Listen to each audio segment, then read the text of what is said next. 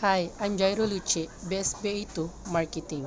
I'm going to discuss understanding brain science.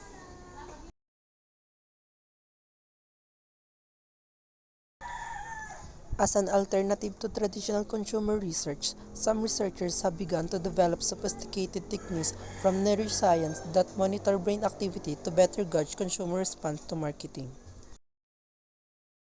The term neuromarketing describes brain research on the effect of marketing stimuli. Firms are using EEG electroencephalograph technology to correlate brand activity with psychological cues such as skin temperature or eye movement and thus gauge how people react to ads. Ang neuromarketing, kung minsan ay kilala bilang consumer neuroscience, ay pinag-aaralan ng utak upang hulaan at potensyal na manipulahin ang pag-uugali ng consumer at paggawa ng desisyon. As consumer preferences evolve, it can be hard for companies to market to their audiences in the right way. There's been a lot of attention on big data, which can help companies understand their customers better, but more so on a quantitative level. Qualitative indicators are just as important. Factors like brand image and customer loyalty, for example, are strategically important but hard to quantify. Traditional methods like surveys and group studies often give skewed or inaccurate results due to human error. However, there may be a solution where neuroscience and marketing intersect. Neuromarketing is a brain-based approach to help marketers directly measure customers' underlying thoughts, feelings, and intentions. Neurologists have taken the latest understanding of basic human cognition and applied it to marketing. Let's take a closer look at the circuits that inform our perception, attention, and memory. The attention circuit selectively evaluates stimuli, focusing on some and ignoring others. By understanding this process, the best marketers build captivating brands that stand out. The emotional circuit enables an individual's subjective feelings. This is crucial to creating the positive emotional associations that many companies seek. The memory circuit supports the retention and recall of information. A consumer's memories of a company and its products will stick with them and become the basis of all subsequent interactions. A firm's ability to shape and sustain these memories will make them more competitive. Finally, the valuation circuit is at the core of one's cost-benefit analysis and decision-making. What is most interesting about this circuit is how it potentially interacts with others. For example, do the emotional and valuation circuits interact to influence consumer choice? Researchers can observe these circuits in action using fMRI and EEG scans to monitor brain activity. This method of collecting data helps circumvent the issue of interpreting the meaning and accuracy of responses in traditional interview methods. One qualitative result companies can measure is a consumer's level of engagement, i.e., the ability for an ad to capture attention. Neuromarketing studies are great because the researcher doesn't have to pause content for feedback or wonder whether the consumer is accurately articulating their opinions on the ad. Researchers found that engaging content triggers a similar response across most individuals, creating a signature that can denote a successful ad. Though neuromarketing research continues to expand, it is beginning to provide at least some insight about important questions, like how consumers feel and what they think when they are buying or interacting with products. For example, the importance of eye gaze. It is old news that ads that include people are much more effective than those that do not. In particular, images and videos that include babies tend to attract longer and more focused attention from potential customers. Advertisers have long attempted to boost sales for baby products using close-ups of adorable baby faces.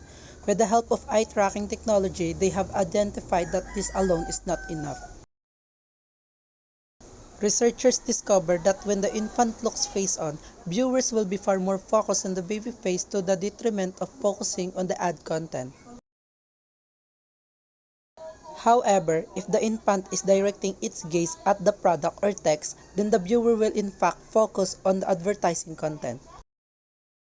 As a result of such findings, advertisers have now taken on board that although baby faces are popular among consumers, they also make sure that the baby is looking at what they want the consumer to buy. Telephone contact. Telephone interviewing is a good method for gathering information quickly. The interviewer is also able to clarify questions if respondents do not understand them. Interviews must be brief and not too personal.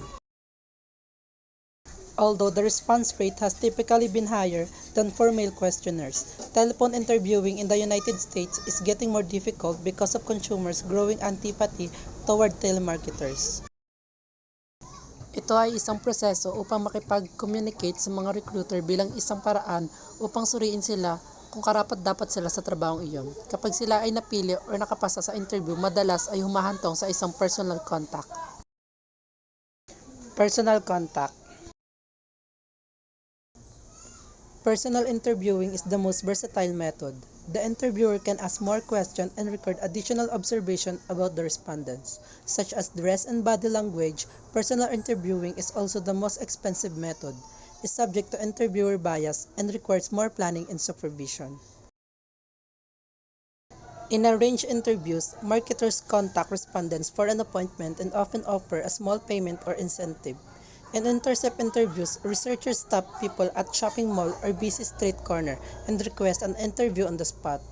Intercept interviews must be quick, and they run the risk of including non-probability samples.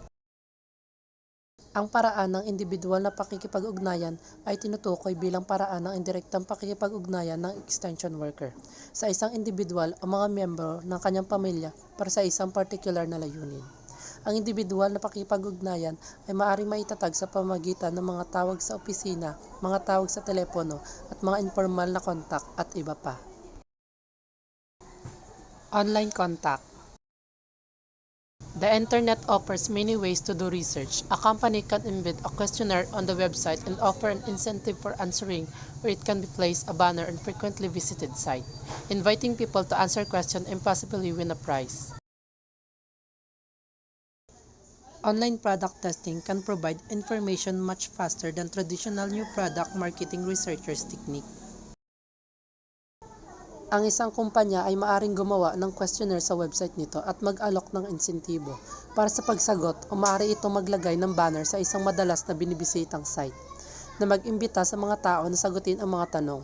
Ang pagsubok sa online na produkto ay maaaring magbigay ng impormasyon ng mas mabilis kaysa sa mga tradisyonal na mga diskarte sa pananaliksik sa marketing ng bagong produkto. Other means to use the internet as a research tool, including tracking how customers click stream through the company website and move to other sites. Marketers can post different prices, headlines, and product features on separate websites or at different times to compare their relative effectiveness. Researchers like Bluefin Labs monitor all relevant Twitter tweets, Facebook posts, and broadcast television stories to provide companies with real-time trend analysis. Yet, as popular as online research methods are, smart companies use them to augment rather than replace more traditional methods. Like any method, online research has pros and cons. Here are some advantages. Online research is inexpensive. A typical online survey can cost 20% to 50% less than a conventional survey, and return rates can be as high as 50%. Online research expensive. There are essentially no geographical boundaries, allowing marketers to consider a wide range of possible respondents. Online research is fast. The survey can automatically direct respondents to applicable questions, store data, and transmit results immediately. Responses tend to be honest and thoughtful. People may be more relaxed and candid when they can answer on their own time and responded privately, without feeling judged, especially on sensitive topics such as how often do you bath or shower. Online research is versatile.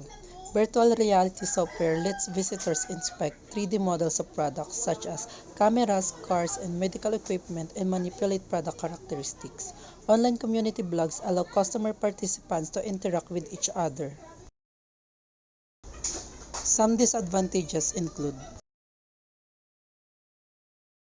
samples can be small and skewed. Some 28% of U.S. households still lack broadband internet access in 2014. The percentage is higher among near-income groups in rural areas and in most parts of Asia, Latin America, and Central and Eastern Europe, where socioeconomic and education levels also differ. Online panels and competes can suffer excessive turnover. Members may become bored in 3 or worse stay but participate half-heartedly. Panel and community organized can raise recruiting standards, downplay incentives, and monitor participation and engagement levels. A constant flow of new features, events, and activities can keep members interested and engaged. Online market research can suffer technological problems and inconsistencies. Because browser software varies, the designer's final product may look very different on the research subject screen.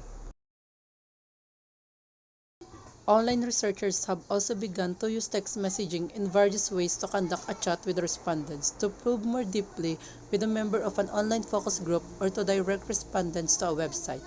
Text messaging is also a useful way to get teenagers to open up on topics.